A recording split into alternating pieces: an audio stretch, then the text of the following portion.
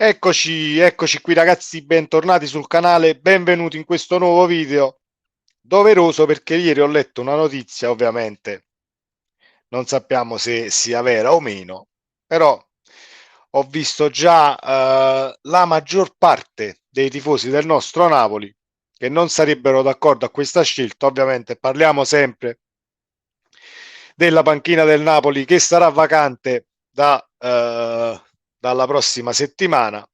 Chi sostituirà Spalletti non lo sappiamo ancora. È sfumato Luis Enrique e l'abbiamo saputo.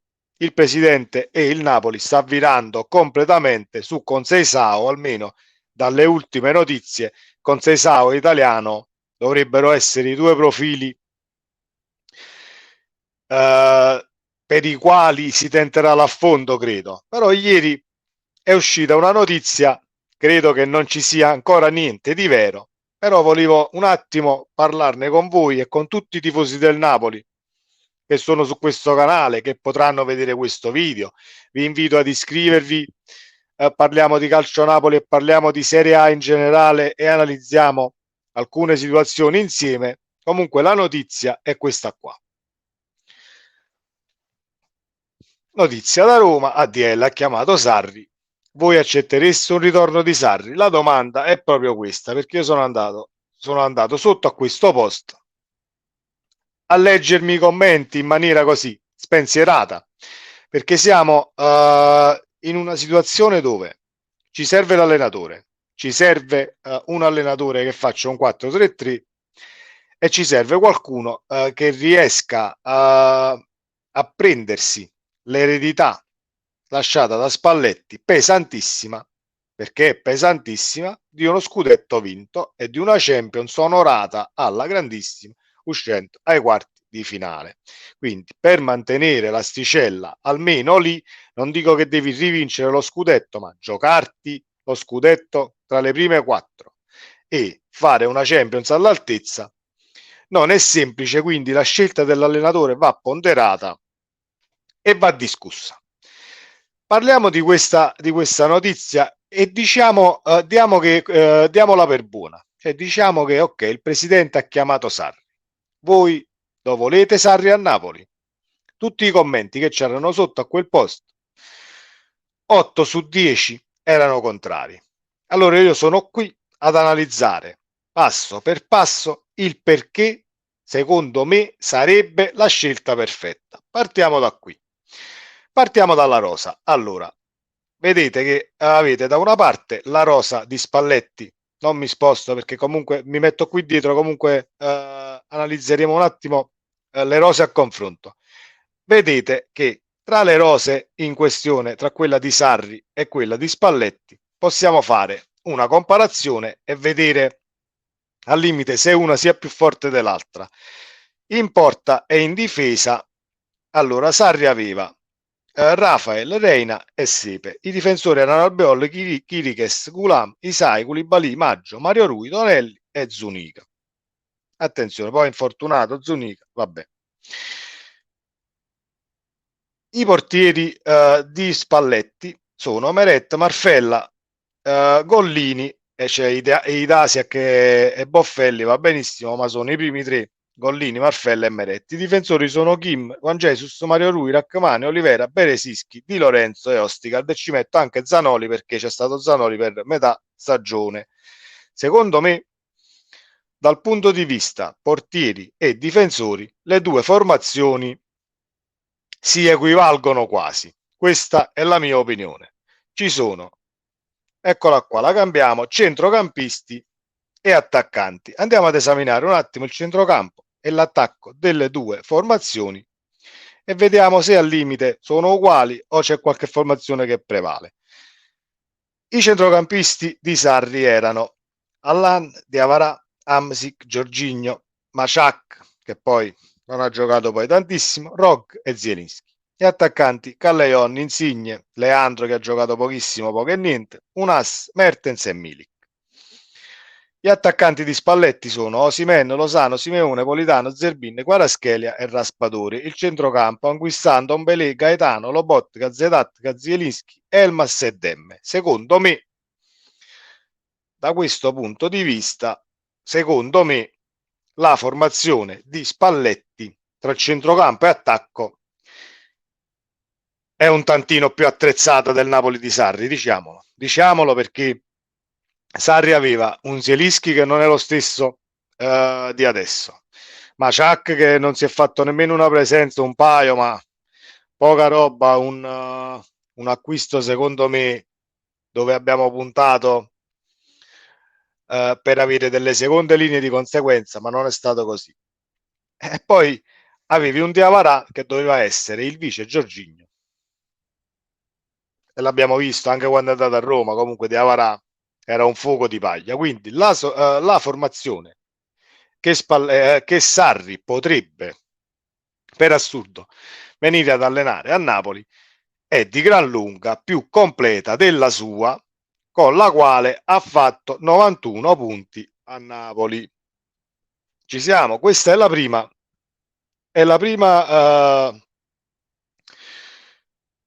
non voglio dire soluzione, però dico è una delle prime cose da analizzare nel caso devi prendere un allenatore. Vai a vedere i calciatori che ha avuto, vai a vedere i risultati che ha ottenuto al di fuori di quel di Napoli e dei 91 punti. Per me Sarri sarebbe l'uomo perfetto per caratteristiche della rosa che hai adesso, per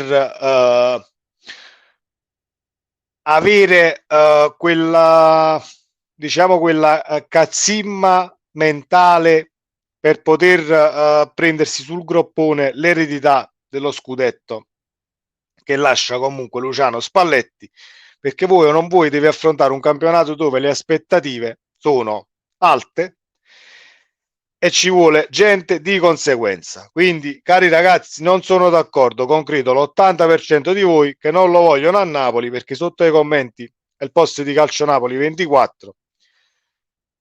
Ripeto, 8 su 10 non lo rivogliono per motivi sentimentali, perché te ne sei andato da Napoli, per questo e per quell'altro.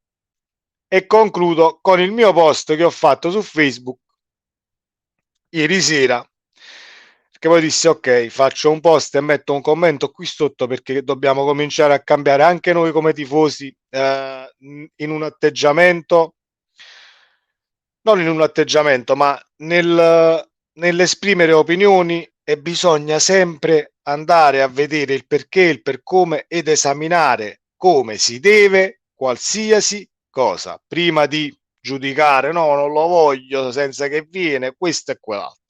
Vi leggo il mio post su Facebook e il commento che ho lasciato sotto al post perché così capiamo qualsiasi cosa. Allora, questo è il mio post. Il post era riferito ovviamente vorresti Sarri al Napoli o non lo vorresti, e io ho risposto sotto ai commenti. Punto primo, ragionando con i sentimenti non si fa impresa. In relazione a tutti i tifosi che hanno detto no, non lo voglio perché se n'è andato da Napoli e l'hanno messa sul personale, perché ovviamente ci sta il metterla su questo punto di vista, però bisogna anche essere più freddi e lucidi per poter giudicare se un allenatore possa far il bene del Napoli o meno. Punto secondo, Sarri avrebbe gli attributi per far ricredere da subito i già tanti tifosi che non lo vorrebbero per niente al mondo.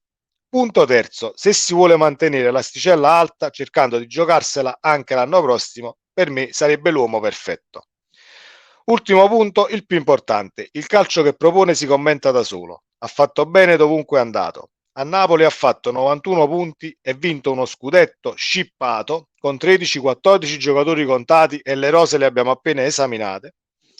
Mettete da parte sentimenti e immaginate questo Napoli nelle mani di Sarri. Riflettete. Per me, tra i tanti profili e allenatori nominati, due soli potrebbero veramente fare al caso nostro: Sarri o Emery. Forza Napoli sempre. Questo era il mio post di Facebook, molto chiaro, sul quale ho avuto anche qualche like da tifosi del Napoli che ovviamente la pensano come me, perché non è che poi la pensiamo tutti quanti allo stesso modo, e aggiungo meno male, Perché ragazzi, il prendere un Sarri sulla panchina, al di là degli screzi che ci sono stati con il presidente, al di là che non si possano vedere, al di là dei contrasti caratteriali che ci sono potuti essere, scusate, credo che non si possa fare colpo migliore per tutti gli allenatori che sono stati ovviamente nominati, per i quali ci sono verità o meno. Sarri sarebbe il colpo perfetto, Emery sarebbe un colpo da 90, però Sarri già conosce l'ambiente e secondo me è un punto in più per venire ad allenare a Napoli. Piazza non facile, pubblico esigente, soprattutto dopo l'annata che c'è stata quest'anno, pubblico esigente legittimo, perché è legittimo che sei esigente dopo un'annata del genere, quindi bisogna ponderare come si deve chi debba venire ad allenare questo Napoli. Si parla di Conceição in pole position, a me onestamente non piace tantissimo. Poi nel caso venga Conceição sarà il benvenuto, avrà tutto il tempo per farmi ricredere, però l'allenatore che arriva deve sapere che ha pochissimo tempo disponibile per far giocare questo Napoli, per portare risultati e per perdere quantomeno partite possibili, perché poi devi anche rispettare le aspettative di una società che punta a restare tra le prime quattro in Serie A e a giocarsi, non voglio dire la finale di Champions League, però ad onorare l'Europa come si deve e ad arrivare tra le prime otto in Champions come minimo obiettivo. Detto questo, ragazzi, questo era quanto per questa notizia che, sia vera o meno, dal mio punto di vista, mi auguro con tutto il cuore che sia vero e che venga Sarri, anche se non credo se ne faccia niente, però dobbiamo cambiare noi rispetto alle scelte della società, perché una scelta del genere potrebbe sì dividere la tifoseria, ma quella parte di tifosi che non saranno d'accordo nel caso venga presa questa decisione devono assolutamente ricredersi, per quanto mi riguarda, perché sarebbe la scelta giusta. Sempre Forza Napoli, ragazzi, e ci vediamo nel prossimo video. Ciao.